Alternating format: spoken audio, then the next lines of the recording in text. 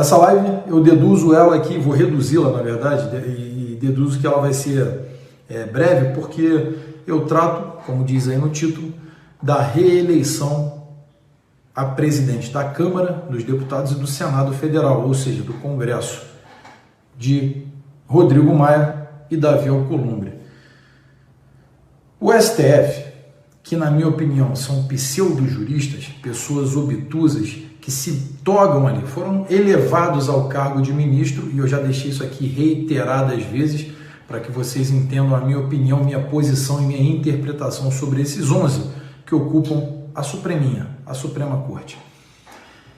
Eles são pseudo-juristas, né? Tem mais de 200 assessores para assessorarem seus serviços, né? Para auxiliarem o que eles devem fazer, inclusive até mesmo juízes de carreira, são assessores de ministros nomeados e indicados por algum amiguinho presidente corrupto lá de trás.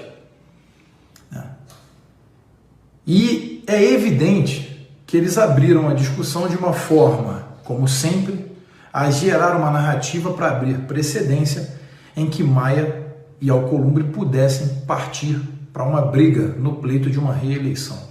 E eles alegam que o regimento interno da Câmara dos Deputados, veja bem, regimento interno da Câmara dos Deputados não proíbe a reeleição para presidente da Câmara e do Senado. Gilmar Mendes, você que já enviou, né, a sua posição para dia 4 de dezembro termos esse julgamento, deixa eu te explicar uma coisa, velhinho. O regimento interno da Câmara dos Deputados não é nada perante a Constituição Federal de 88.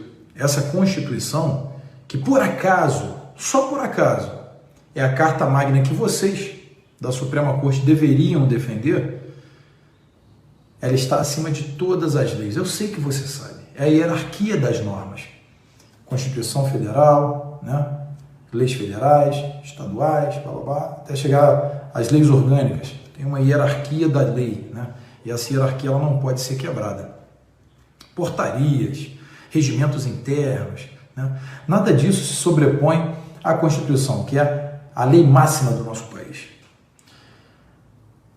Gilmar Mendes e os outros 10 ministros, eu queria deixar uma coisa muito clara para vocês e muito simples. No artigo 57, está lá, acho que capítulo 4 da Constituição, né, que fala ali sobre o... Na verdade, fala sobre a organização do Poder Legislativo. Está lá, no artigo 57 da Constituição, no parágrafo 4º. Você pode ler por si mesmo. Você vai lá e dá um Google, parágrafo 4º do artigo 57.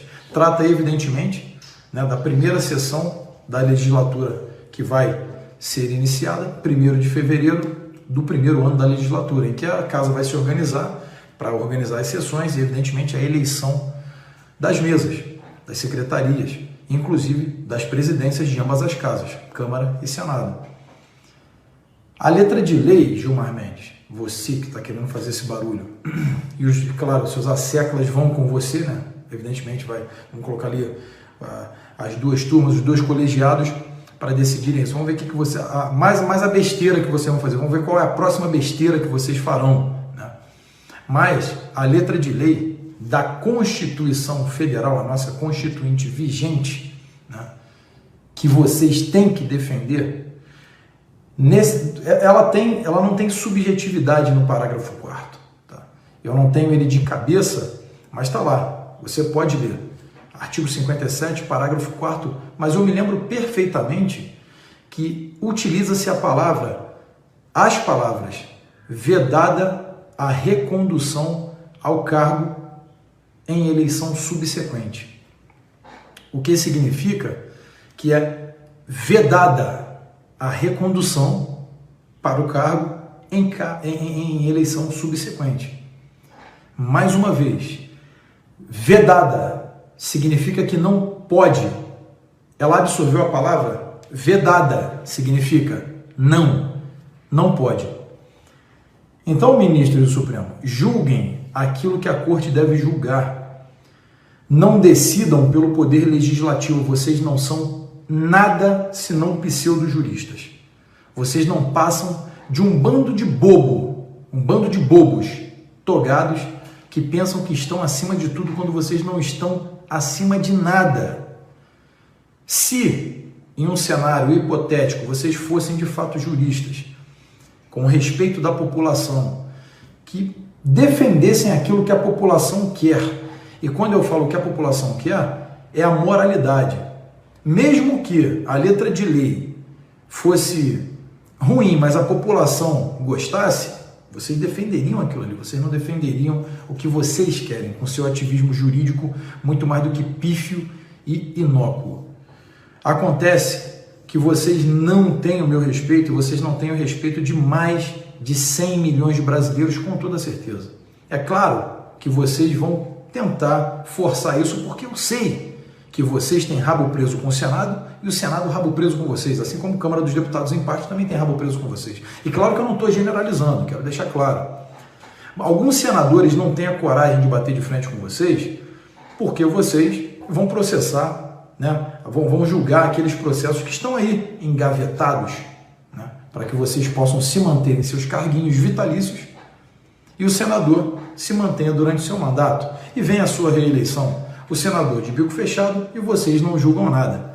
Ou seja, o Senado passou a endossar qualquer escolha de qualquer imbecil que seja indicado para o cargo do STF, que está lá garantido no artigo 101 da Constituição, com seus 5 requisitos, né, totalmente rígidos para que você seja membro do STF.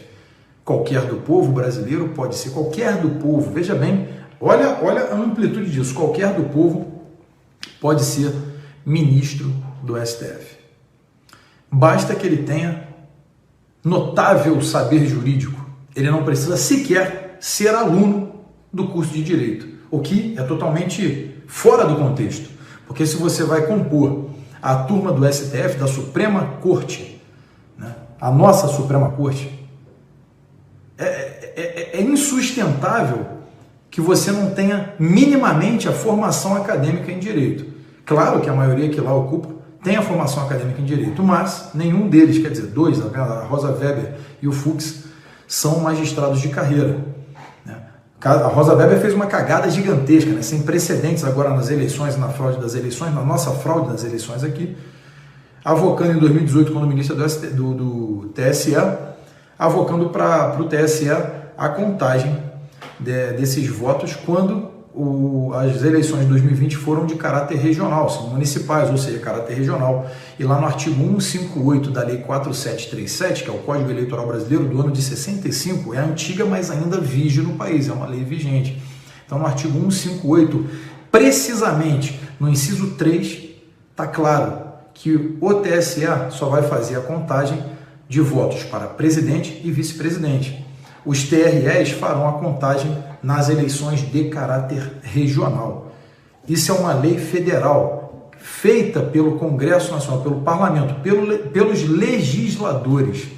Ou seja, a Rosa Weber, em nenhuma hipótese, ela poderia ter avocado para o TSE a contagem dessas eleições, porque existe uma lei que regulamenta como deve ser feito. E ela fez por portaria, tanto que eu entrei com uma ADPF, que é um ajuizamento de descumprimento de preceitos fundamentais na PGR, para que possa se julgar e fazer a recontagem, né, nova apuração de caráter regional nos TREs. Nós são 26 estados no Brasil, mais o Distrito Federal, ou seja, 27 unidades federativas.